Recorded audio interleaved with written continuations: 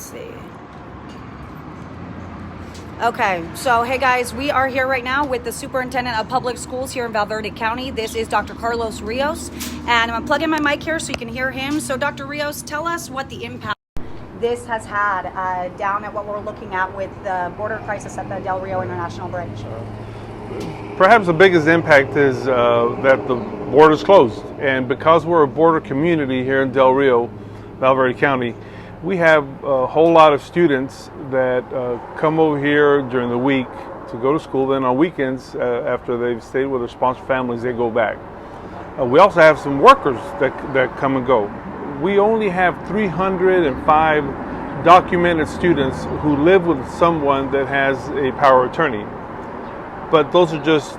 So what does that mean? Can you explain that? That isn't something I'm familiar with. Yeah, if you have a relative, an aunt, an uncle, a friend that is in domicile over here, that has an address, and you want to go to school because you are a U.S. citizen, then you come and you stay with them during the week.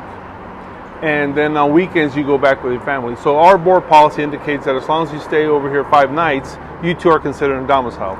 Now the reality is that a lot of them are what we call border crossers, and they may go back and forth on a daily basis. Mm-hmm. So we have about 300 people. We also have a whole lot of workers in the community that because of the low wages they earn over here, they can't afford to sustain a house. So they live in Mexico because the cost of living is just exponentially lower over there. Mm-hmm. But the greatest impact is that the fact that as long as the border is closed, we will not have that many students stay over here with their families.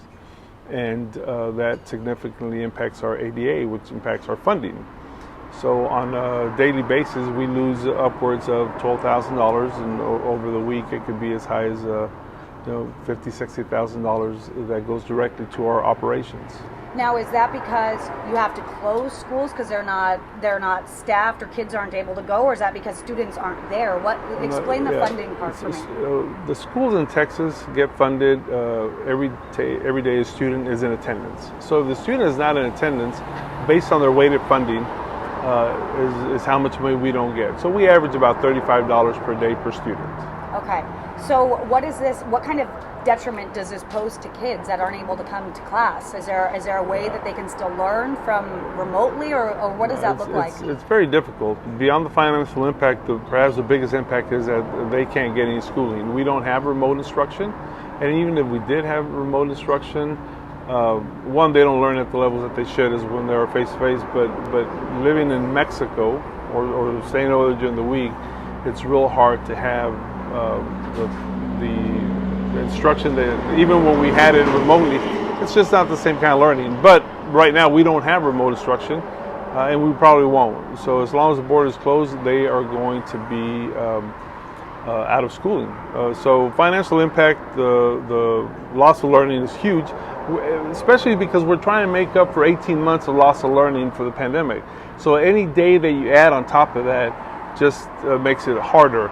And then the other one is just the community is unsettled because of everything that's going on there at the border. Last week, I know that the city manager reached out and said, hey, do you have any buses that are not in operation? Because we need to transport a lot of the immigrants to processing centers outside of Del Rio. We don't want them walking the streets. I had a couple of buses because, again, we have less students enrolled than in previous years. Mm-hmm. And they were just sitting there. So I let them use 2 buses, and the response from some of the community members was very negative about using buses for this kind of work. Obviously, our goal was only to work with the city and the county because we're one community, but some people, because of their beliefs, didn't agree with that, so that too causes some division. It's just stuff that this community is not used to dealing with, and it's difficult in all levels. Mm-hmm. And the resources are needed right now. I mean, we've seen it, right? We can't move people quick enough and efficiently enough out of this heat and all those things. So it is multi-layered, right? So explain a little bit more what that sentiment is around the community. Like what kind of, I mean, you deal with immigration a lot down in Del Rio, right? You guys have had record-breaking immigration numbers this year, month after month. So this situation, though, is very different. Explain that to people, because that's been hard for people to understand, is that your normal immigration that you guys see is not normal already this year. because you're looking at 25,000 for the sector last year versus 250,000 this year. But now you've got this surge of what was about 15,000 people come across at once. So explain that and what that's like for your community. The hardest part is that the community is stressed and worried and unfortunately divided. You have some community members who are all about the humanitarian effort, and that's admirable. And then you have another sector of the community that is all about the community's resources and how this is impacting our community. It's exacerbated just because we've gone for the past 18 months of just a whole lot of resources being expanded, whether it be through stimulus and people not working. They just feel the weight of the economic impact. So people are scared, people are frustrated, some people are angry. A whole lot of people are just oblivious to what's also going on, and that's the unfortunate truth. But I would say that the community is stressed, and our community leaders, whether it be from the city or the county or the hospital, everybody is stressed. The number of hospital beds in conversations I've learned that are just dedicated to the childbirth for the immigrants. There's more people, from what I understand, in the maternity ward delivering babies from the refugees than there even from the COVID ward. So it's just a huge impact, and we really need the resources, whether it be from the federal government or even the state that has also pumped in a lot of resources. It's everybody's stressed. Yeah, and I mean, like you said, you have a divided community. This is a humanitarian issue as well. It's multi-layered. We know that there are different issues that they're facing down there, right? We know that they're dealing with the heat, among other things, but you were talking about the hospital and COVID, but you've got the maternity ward where we know 5 babies were born, and the mom, baby, dad, all COVID positive. So when that's something that's in your community and they learn that, how do you guys come together or kind of rise above that and keep moving forward as a community, knowing that there's those communicable diseases out here, that there are issues out here on top of a humanitarian thing? How do you get to a space where you can kind of come together a little bit, do you think? Unfortunately, the only way to come together is just having the trust that the federal resources are going to come in to move a lot of the immigrants, whether they're taking them to different processing centers or taking them back to their country of origin. It really is just the trust that the federal government is going to come in and provide the necessary resources so that we can look for an easier tomorrow. There's really nothing else that we can do. As much as the community is frustrated and tired, they can't necessarily turn their backs. The doctors won't turn their backs, the nurses won't turn their backs. So what do? They have to treat the patients, and only with the hope that, like I said, the federal government will do what's called on them to do. Now, Dr. Rios, what is, as an educator and in the position that you're in here in the county, what is your priority right now? I know we've got to think about people, we've got communities, we got like you said, the refugees, the immigrants. So what's your priority as a top educator here in Del Rio?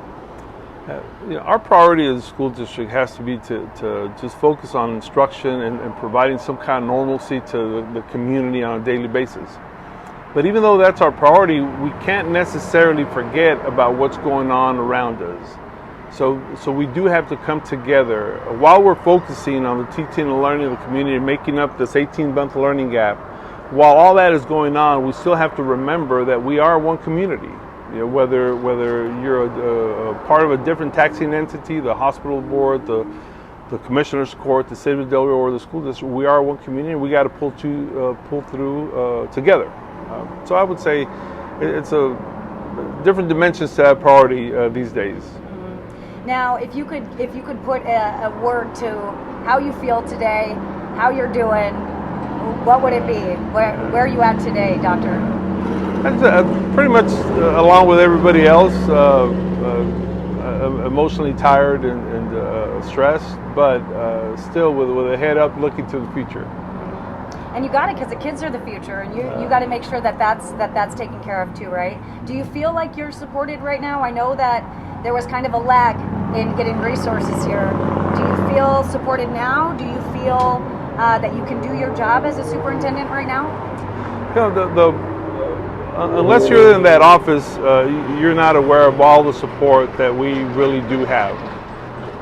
For example, from the federal government, we got these ESSER funds, ESSER 1, 2, and 3. And the amount of money that infused into our community, it allowed us as a school district to continue to provide the same resources that we had been providing year in and year out. So that support is tremendous. The support from the parents sending their kids to school. We were down about 600 students in the past, which has a significant, tremendous impact. You know, this year we're only down approximately 200 students, and we know where these students are. Now, is that 200 and then they had 300 that are over there, so that would be 500 total? Yeah, that would be 500 for this week until the border opens. Sorry to put that out there, man.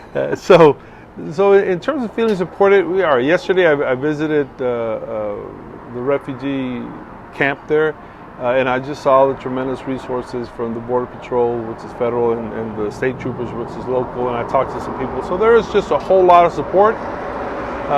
So yes, I think that the resources are coming. Are they coming fast enough? Well, it's a matter of opinion. But even with all the resources that are coming in, it's just hard because it's been a hard past 18 months. This has just definitely added a different level of stress. So the resources are there, but it doesn't necessarily make us feel any better until the resources have been sustained over long enough time to overcome just everything that it's created. We'll feel better then. But yeah, absolutely feel supported. Good. So now, final question here, and then if you want to share anything else. With you getting basically money per day per kid that does or doesn't show up, that does show up, and you lose that money if they don't. How long is this situation sustainable for the district where you guys are before you see an impact? Like, how long can that bridge be closed before you really feel it? So 1 week into it, we'll feel it, because the way the school budgets work is that 80% of your income goes to salaries. So the 20% that are left doesn't go very far, and every day that you pull 10,000 from it, the impact is exponential. So somebody might say, well, $50,000 a week from a $100 million budget, it's really not that much. No, the reality is that it's a whole lot, because 80% of that 100 million is already committed to salaries. Another probably 15% that brings you up to 95% is already committed to programs that you have to sustain.